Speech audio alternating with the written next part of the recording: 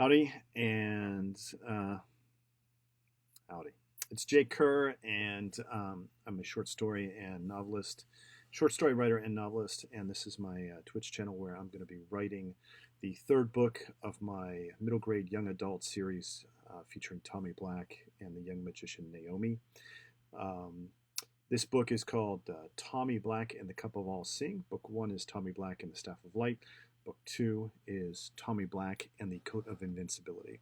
Don't need to know about Book 1 and Book 2 for this to make sense to you, because it's actually I'm writing about the process of creating a novel. So you'll be hearing me talk with you and chat with you about the various thoughts going through my head as I make various decisions, and hopefully you'll be able to chat and let me know your thoughts if you want in the chat box, or you can just kind of listen along and send me emails or comments or anything later. Anyway, so this is the third session where I'm going to be writing. I just wanted to give you a quick update of 1 and 2, which we're basically creating the scene we're about to finish in this session. At the end of Book 2, Tommy Black had retrieved the Coat of Invincibility. Along with his staff, he had 2 of the 3 major artifacts that are the most powerful things in magic in the world. They are powered by an imprisoned dragon, and Tommy now has the coat, which makes him impervious to harm. He's got the staff, which allows him to control light, and he's heading back to regroup with his friends to figure out what they're going to do next as they go for the cup, which is the third artifact, and which is controlled by the Nazis. This takes place in World War II. Session writing 1 and 2 was about taking the coat back to the hotel room and Tommy and Naomi testing it to see if it actually will protect him from harm and how it does so.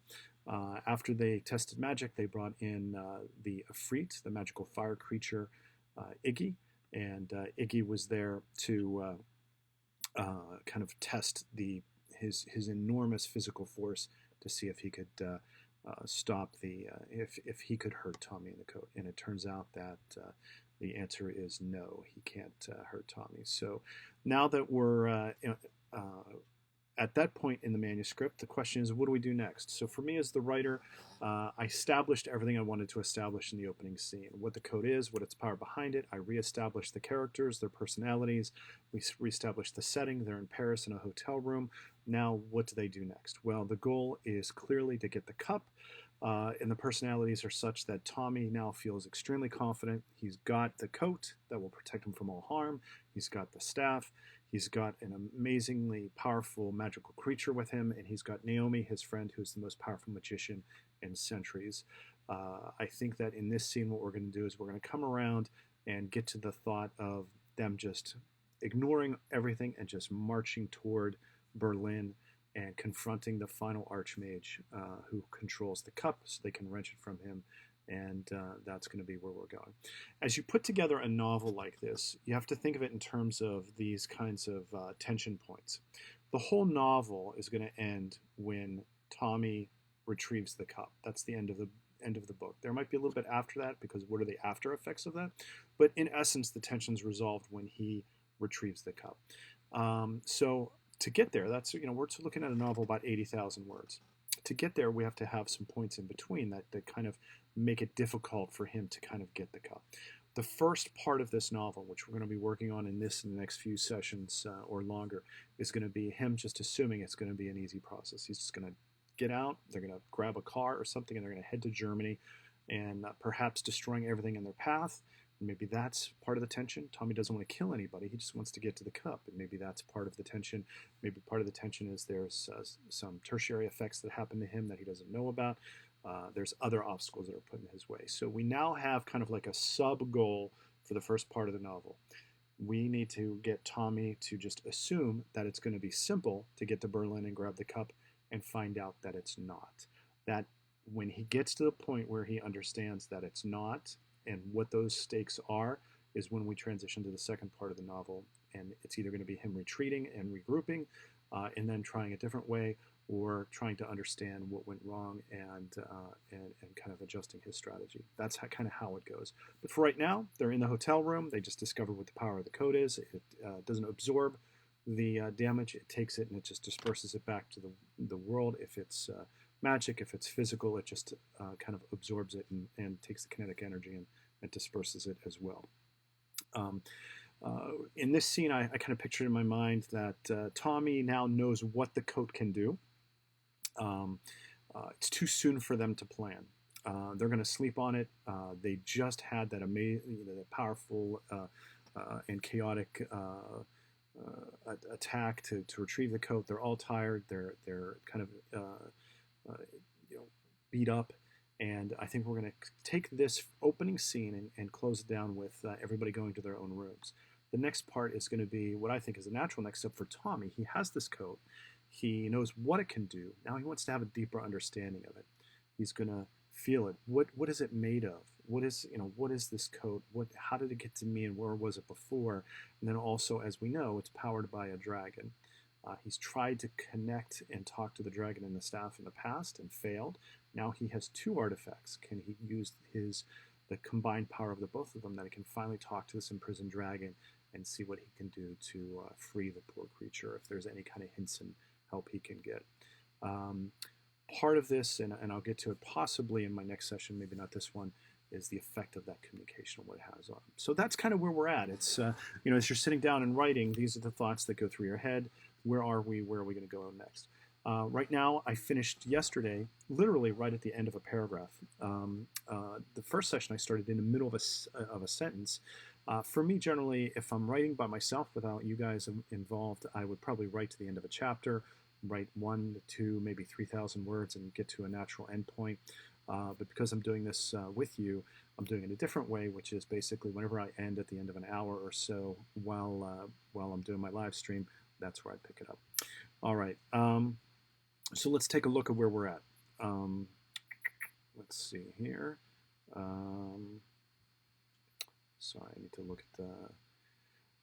All right, so Iggy, who's the magical fire creature, the Ifrit, is in his human form with an enormous amount of force, tried to punch Tommy, and it just basically, he's describing what happened. It felt like something was stopping his arm from passing, and then all of his strength, and it just stopped. So now we have an idea of what it does to the physical force and the magical force. Let's do a little bit more of a discussion here. Naomi will comment because she's studious and understands magic. She will apply that to physical forces, and we'll go from there.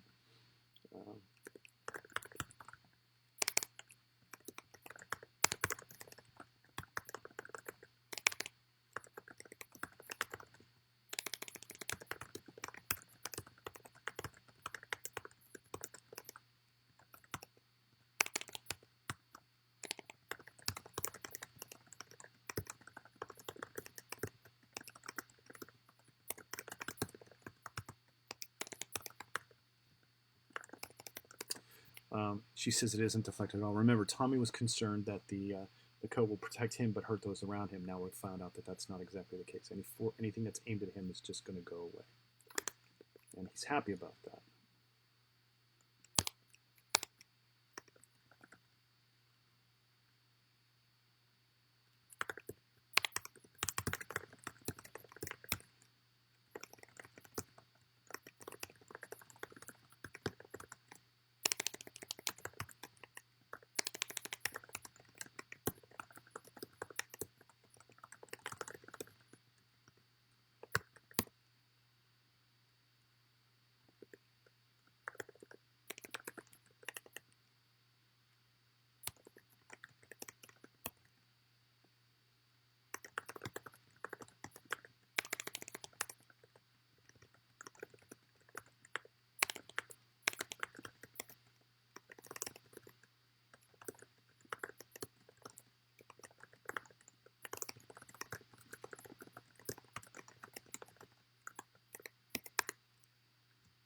All right, so Tommy's now everybody's kind of at the point of acceptance. They understand where we're at. Now we need to kind of transition to the next part of the scene, which is basically everybody going to their own rooms.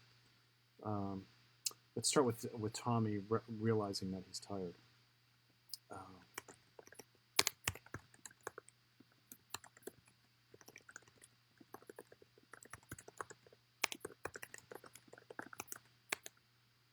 we don't do that.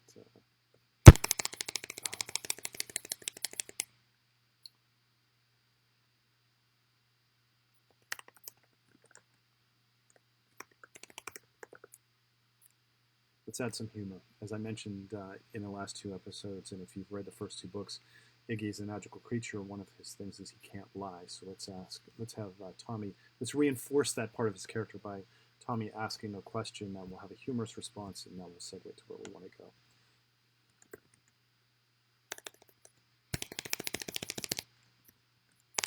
Tommy asks the obvious question, what are you thinking? Or what are your thoughts?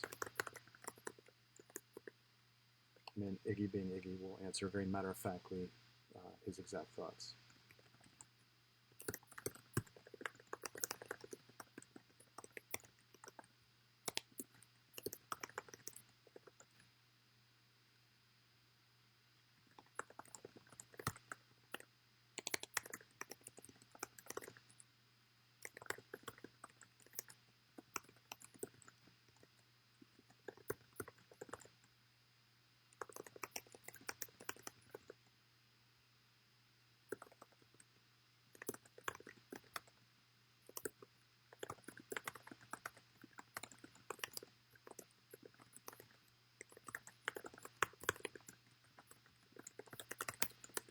So Iggy is basically like, hey, you guys need rest. I'm worried about you, Tommy, because, you're a good guy, but you have a lot of power now. I'm not sure how you're going to deal with it. And finally, I'm not sure if this is a good or bad thing as we move forward, because it may be better, maybe worse than it was before. All right, notice I mentioned this in a previous thing where I was thinking, I looked at Iggy, and Iggy says I was concerned, and then I am thinking. There's a lot of I there. In revision, I may clean that up a bit because that's a lot. I was about to write I right here. We don't want to do that because we've got too many, I, noun, verb, noun, verb, noun, verb. Let's do something here. Now we do the stifling yawn.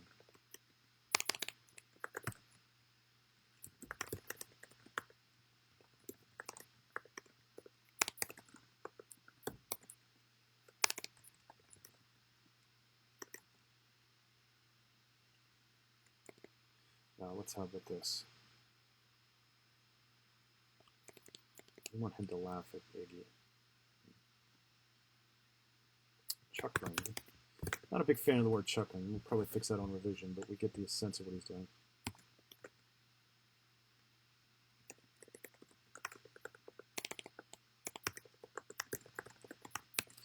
There's a bit of bravado here that is going to foreshadow.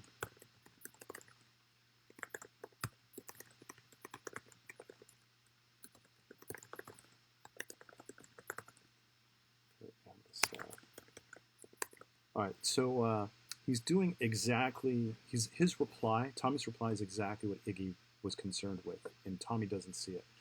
Iggy is like, hey, it might be more difficult than we think, and I'm concerned about you because, you're going to need guidance because this is something you've never had before.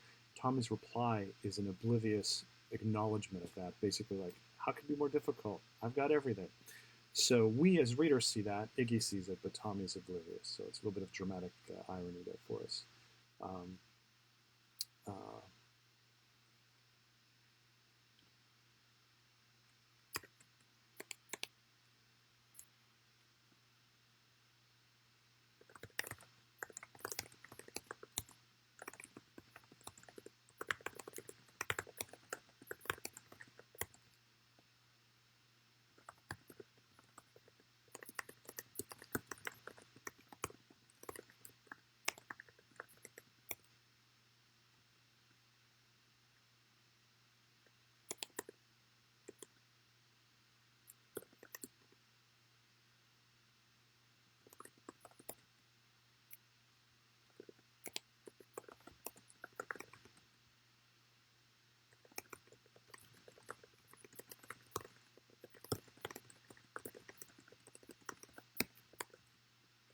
So Naomi agrees with Tommy, but Tommy's going to think it's because Naomi's being Naomi and she wants to do something crazy.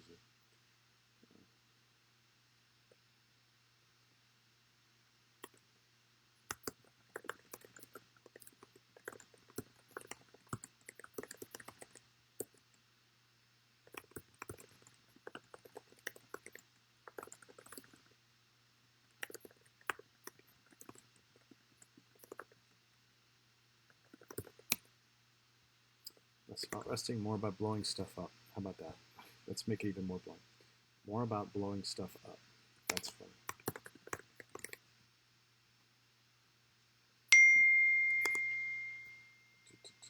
Okay. All right, so now we need to get them all spread out. By the way, I want to talk a little bit about this foreshadowing here. One of the things I've been thinking about in the back of my mind is, what is that challenge that Tommy faces? I like the idea of him being so monomaniacally focused on freeing the dragon and his connection to the dragon getting greater and greater that's inside the artifacts, that he loses all sense of self and his friends. He almost goes insane as he gets closer and closer to the cup. That's kind of conceptually what I'm thinking about. As you write a novel, and a lot of people will plot it out and have scenes and things like that. I don't necessarily do that in this book. I've done it in others, but in this book, what I'm doing is I'm thinking of like, what's the big goal, what's the short goals, and then let's kind of have fun as we move to that next goal. For me, the next goal is going to be Tommy moving ahead, slowly losing his mind in a broad sense, like going crazy as all he wants to do is get the cup and free the dragon, and the dragon is feeding that in the background. As he gets there, bad things start to happen, and he doesn't catch it, he doesn't get it, and finally he does. And at that point in time, he needs to come to a realization that just getting the coat or just getting the cup, uh, he's not ready for it. So we need to kind of get to that point. So, and that might be the cutting off of the half of the novel, maybe, where he gets to the point where he understands that just getting to the cup isn't enough. He's not ready. So here I'm kind of laying the seeds for that. He's got a sense of confidence and arrogance, like, hey, what could go wrong? I've got the staff and I've got the coat. He also is responding to his friends who are giving him legitimately good and honest advice, like, hey, it might be more difficult than you think, and he brushes them off. We kind of see this as bravado early in the book as we're reading it, but as time goes on, we're going to, if we reread the book or if we have this in the back of our mind as we're reading, we're going to see that this is the first step of Tommy down that kind of path of, like, not insanity necessarily, but kind of intense focus on the goal that he loses sight of everything else. All right, that's a little sidebar. Right now, let's do the next thing. Now here I can do a couple of things. I can kind of have a little bit of chit chat, and then they go off to their own rooms. I can have Tommy just make a note that everyone agreed, and we retreated to our own beds. And I think that's the way I'm going to go here because I'm 2,000 words in. I've done a lot of character work. I've done a lot of setting up the scene of the book 3, coming from the end of book 2. We understand what the magic is and all of that. I think we have a foundation here. I don't need chit-chat to reveal anything else. We've got some foreshadowing in this section a little bit earlier from previous. Let's just move on and just say, as I noted, everyone agreed.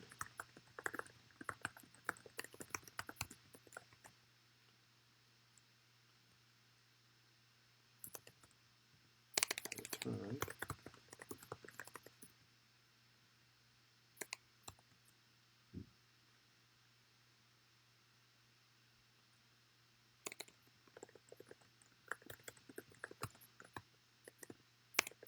All right, here's where we're going to transition to what I said I wanted to do next, which is basically, he has the coat, he's laying in bed. He's not going to take it off because that would put him at risk. He wants to know what it's all about. So let's, what does a 16-year-old do? Well, he'd feel the material, he'd see how heavy it is. He kind of, what is this made of? What's its origins? We're going to do a little bit of that, and by doing that, we're going to reveal a little bit more about the coat. We don't want to dive in too much because that would kind of get boring. No one wants to know, how many filaments per inch there are, at least in this book. But we're going to want to know, what is this thing that he grabbed from that Princess Anastasia has owned and Rasputin owned before. All right, so we have a break in time here. I could conceivably just do a new paragraph and say that he's in his room. I do want to kind of let the reader know that a little bit of time has passed and he's now laying in bed. So we're going to make a space here and just move ahead forward. And literally, this is the break. This is the first official break from our first scene. We did 2,200 words in our first scene. We're still in our first chapter. We're going to move on to the second scene.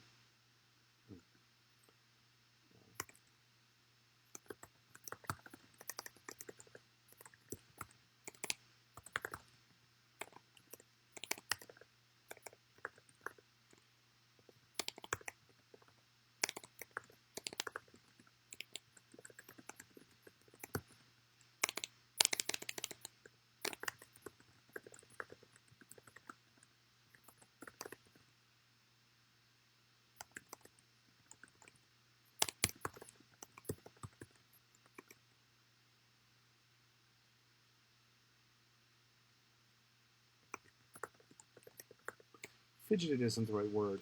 He's trying to get comfortable.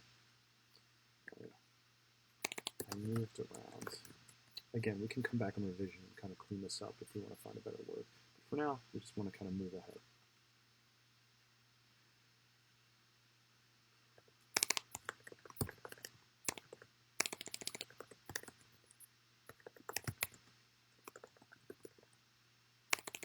All right, here's our first revelation about the physical nature of the coat. Can't get comfortable because there's something stiff and coarse about it.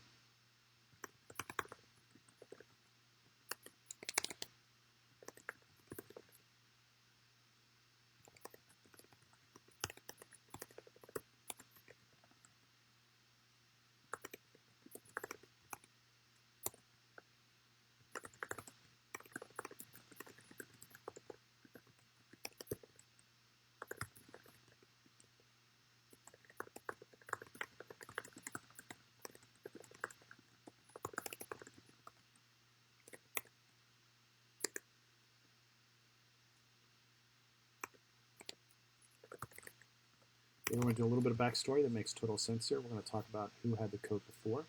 The Nazis had it for a heartbeat, but they took it from Princess Anastasia. So let's bring Princess Anastasia back and remind the readers of the history of the coat.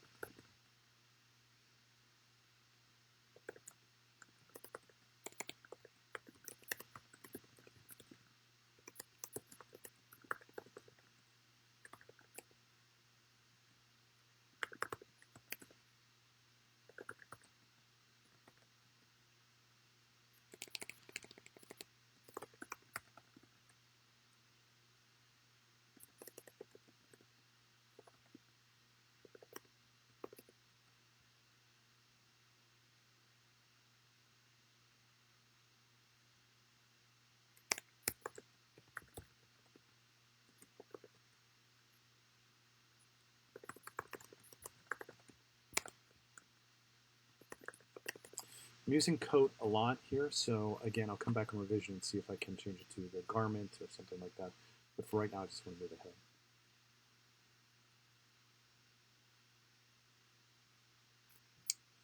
Actually, we'll use it as I wore it.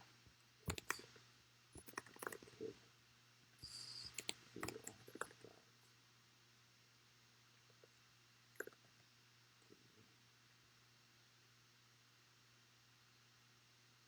Facade. It's not a facade. What is it? It's the outer, outside.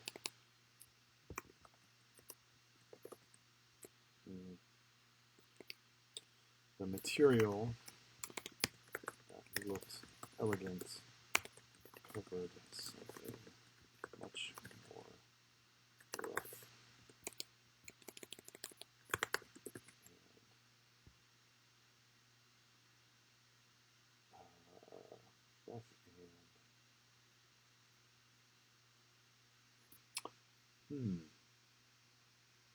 So let me tell you what's going through my mind. The coat itself is the coat of Baba al-Bayan, I believe is the phrase, is an actual coat from Persian history. Um, and I used that as the inspiration for this coat. Obviously, I'm taking artistic license with it, but that actual coat was supposed to protect the bearer from all damage. So it does have a historical kind of background. Um, so it's supposedly made by hair, like the hair of animals that the creator of the coat killed. So it's hairy and leathery. So that's what the coat actually is. It's a hairy, leathery coat that's not comfortable, but is meant to protect you. And Princess Anastasia, who inherited the coat from Rasputin, had it covered with this kind of long silken material to make it look more elegant for her as a princess. That's the kind of vibe I'm trying to get across here. And again, I can fix this on revision, and the kind of talking I'm doing to you is the kind of discussion I would have in my head. But for right now, let's kind of, let's use the word leathery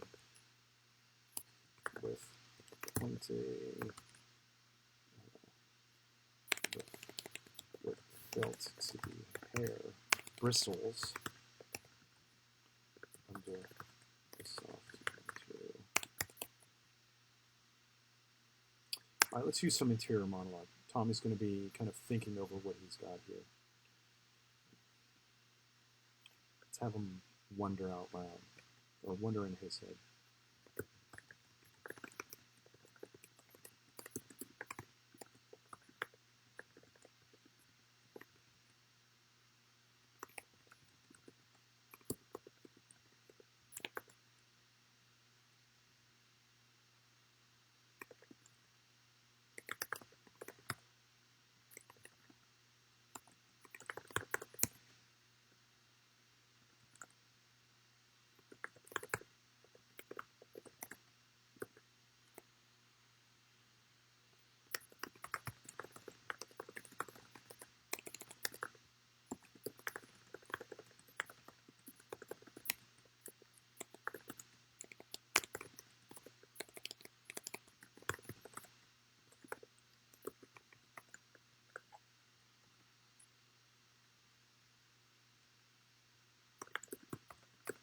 All right, so interior dialogue is italicized. Before we forget, let's do that.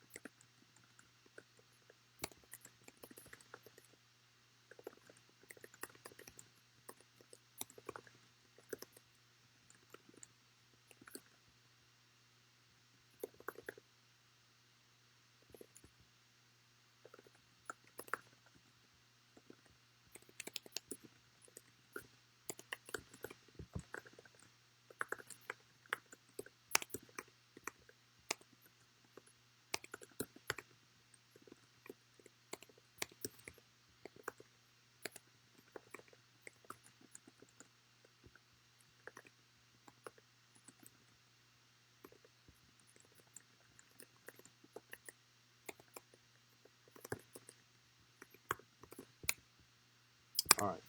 Tommy's sitting here thinking, I now understand what the code is. So there's a point of, it's a kind of a natural way to end this chapter.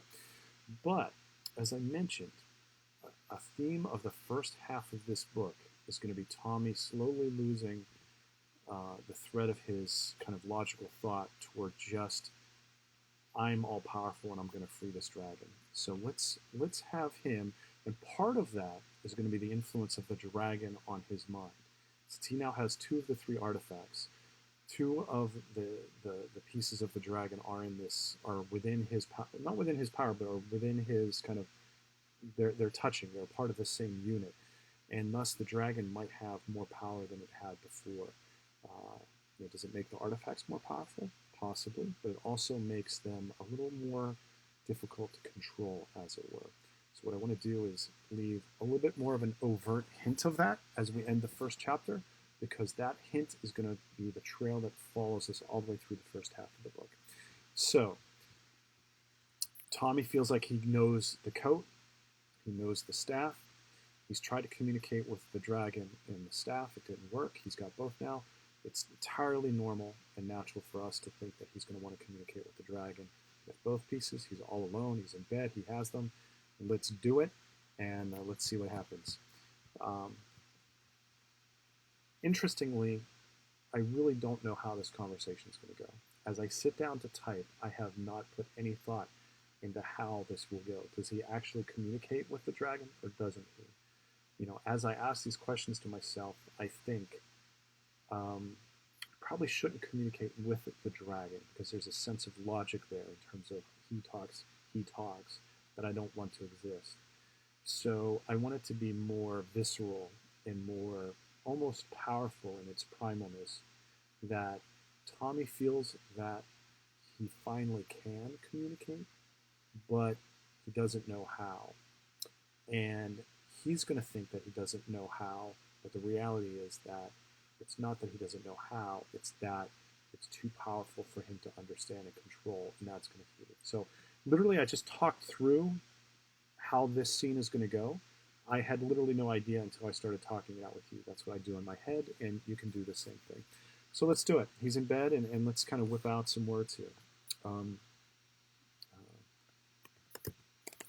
right, so I was about to say I wondered, but if you look up here, I wonder, I knew. I don't want to do that again. Again, rhythm is so important as you're writing a novel. Things like that just draw the reader away. You want to make the words flow and the paragraph to paragraph things flow. So, drifting off to sleep. I jerked.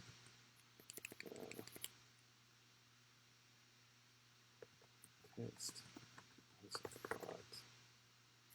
We're talking about thoughts too much.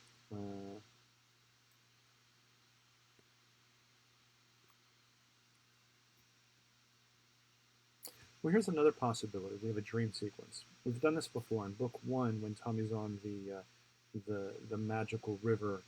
He falls asleep in the boat, and he has a conversation, or senses he's overhearing a conversation with the primal force that runs the river, and that opens a chapter.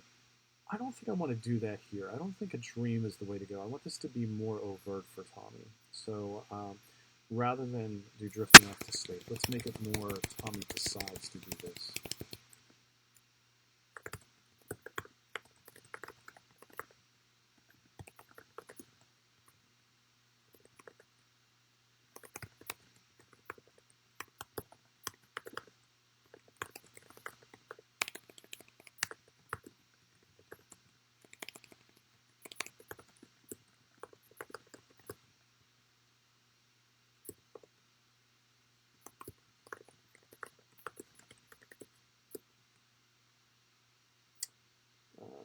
Let's see. So we want to make the coat feel as natural as something that's part of Tommy's body, that is a comparison that makes sense. Like, so we understand that he feels it's part of himself now. So I knew that it would protect me in the same way that I knew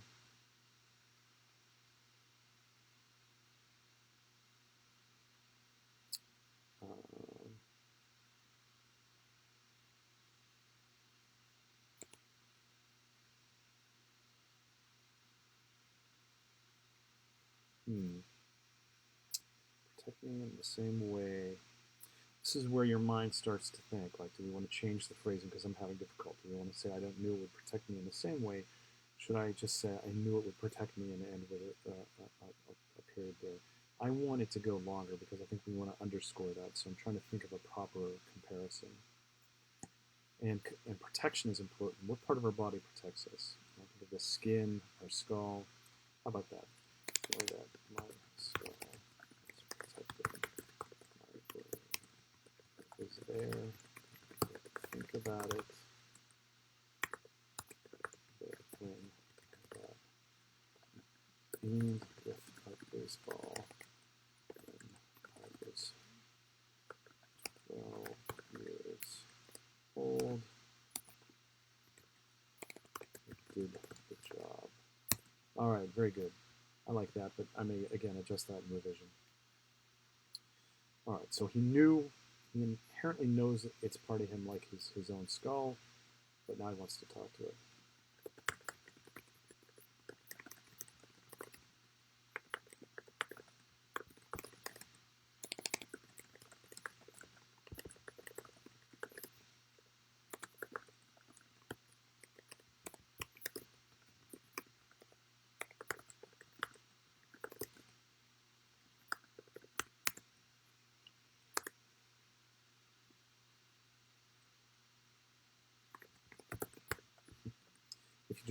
If you were looking at your screen, you saw me clench my eyes, and that's because I was just about to write that. You know, sometimes you do that, like I punch someone and you punch your fist, or I fidgeted, or all those. You start to actually act out what you're writing, and I don't know if everybody does that. I do it though.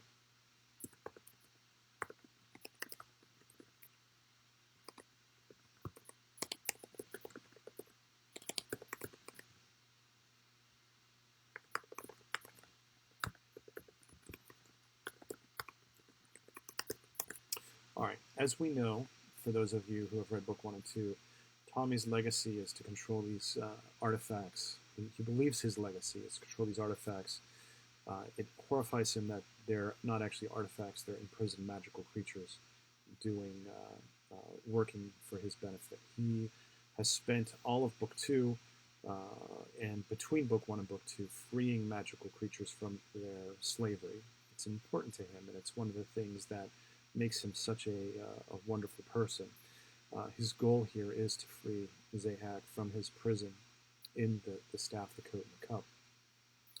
So his thought here is, I want to go see him in his prison. I want to finally talk to this dragon and let him know I'm the one who's going to free you.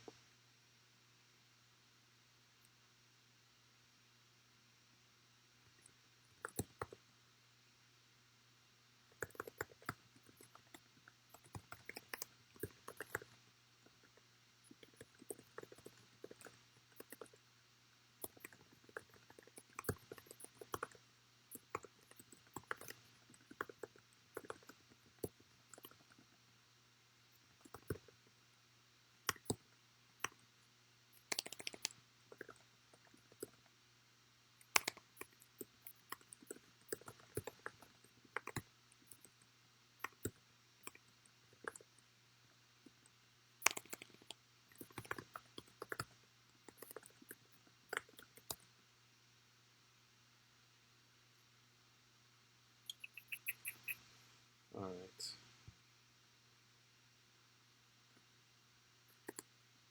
Let's have him be more overt.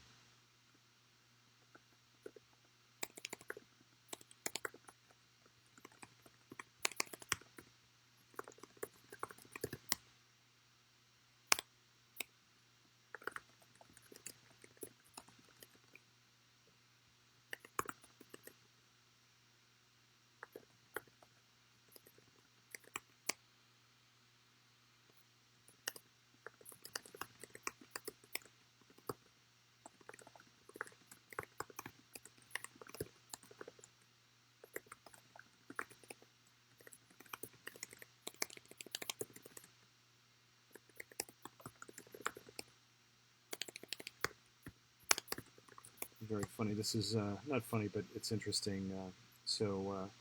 As I'm typing along, I know that I have to italicize pieces, but I'm making such progress that I wait till later. So I finished the sentence there. I went back and italicized the interior dialogue, and now let's move on. All right, you notice it's not a physical location, but some kind of place that held him. He's focusing on it. He's trying to find something. Called out the name. Now he senses something.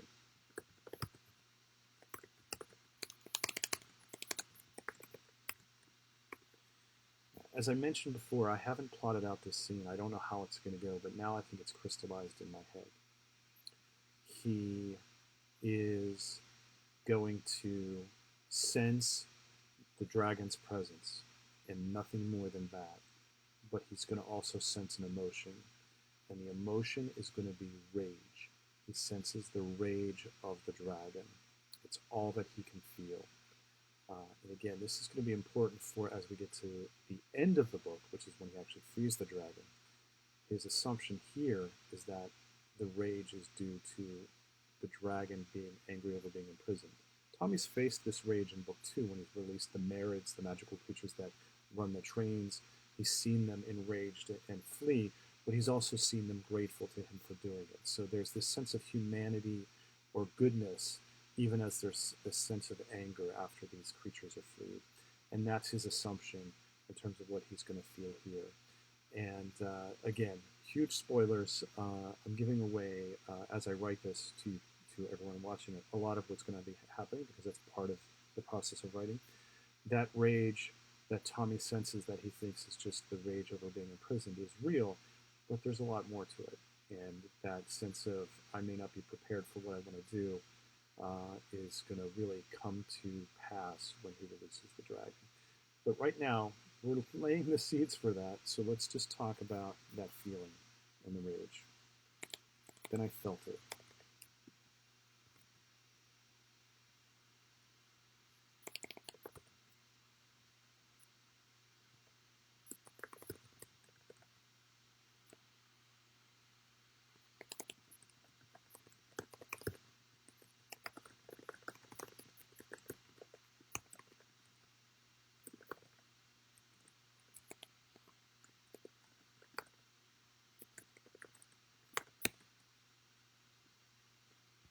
And again, what I just told you, we're going to do some little backstory, kind of like kind of exposition here, explaining what I just explained to you. We're going to explain to the reader, so it kind of brings them back to what they read before and reminds them of their history. And know that Tommy's familiar with this, so it makes sense. If for somebody else, I'm going to free this dragon, and they sense rage, that would be kind of scary. You don't want an enraged dragon to be freed. No, heck, we're going to keep you in there.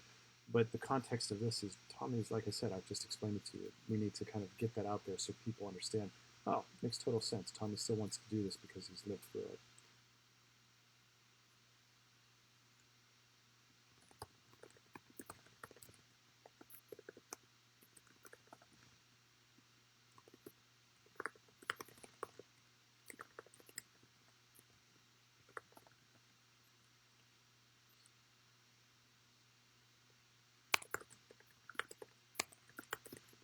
Now, I'm going to be a little bit wordy here. I'll probably cut this down in revision, but I want to get the thought out in terms of what's happening so I can do it. I may even revise it right now as we speak, but let's get it out first.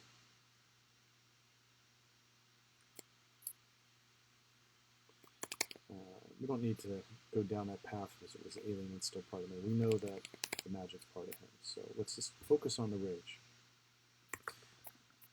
In fact, let's go right to what I was talking about, the exposition of the past.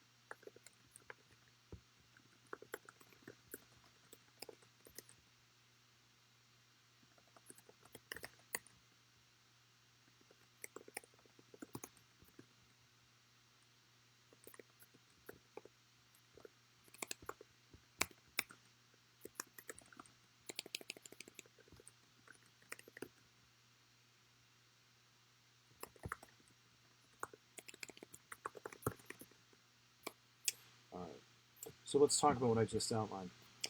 Tommy does everything that I just said. We talk about the merits, and he thinks this is all kind of normal, but it still scares him a little bit. It's so strong, this rage, that he pulls back and pulls away. He opens his eyes, and let's kind of end this chapter with a very stark image that will stick in the reader's mind. One of the things I love doing, I did it a lot in book one, a little bit in book two, and I want to return to in book three, is when you end one chapter, you end it with almost like a mini cliffhanger, like so and so does this and says, and then, oh, we got to turn to the next chapter to see what happens next. So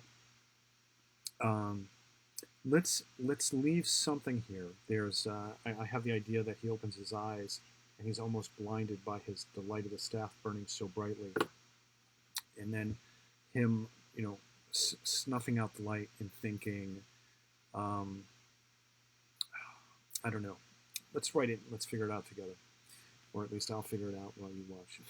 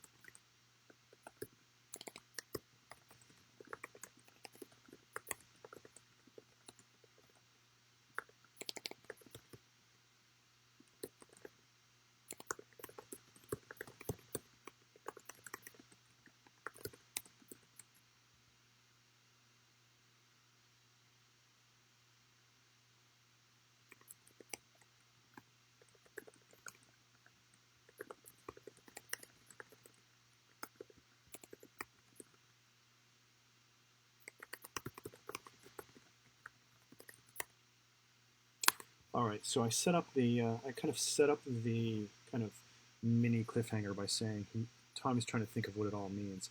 And what I do is I outline a bunch of things that are actually flat out scary.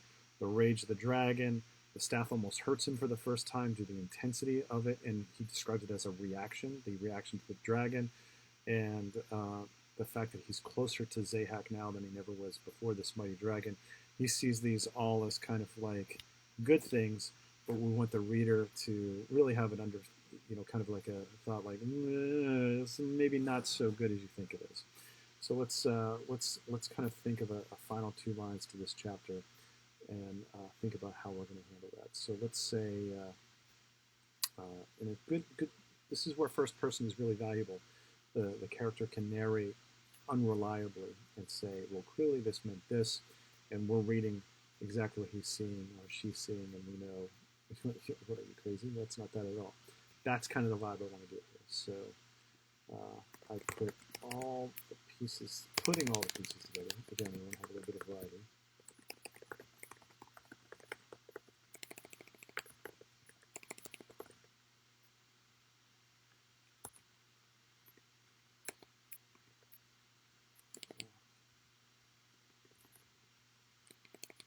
It was clear to me.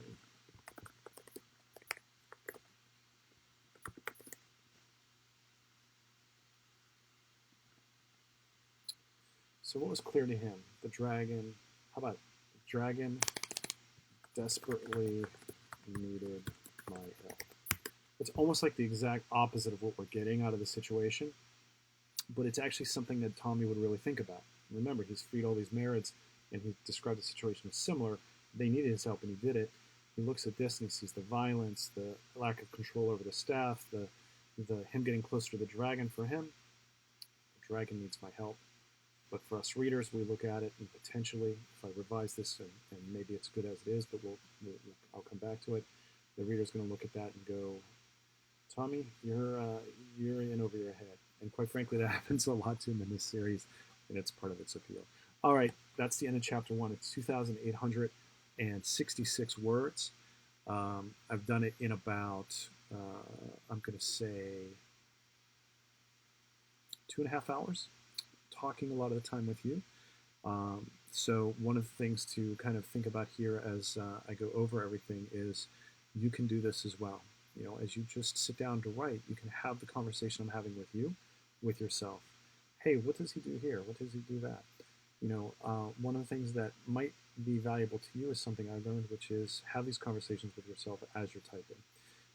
A thing that hurt me for many years was I would have the entire story, if it was a short story, or the entire novel in my head, and when I would sit down and type, it was never as good as I thought. It was never as good as I had it in my head.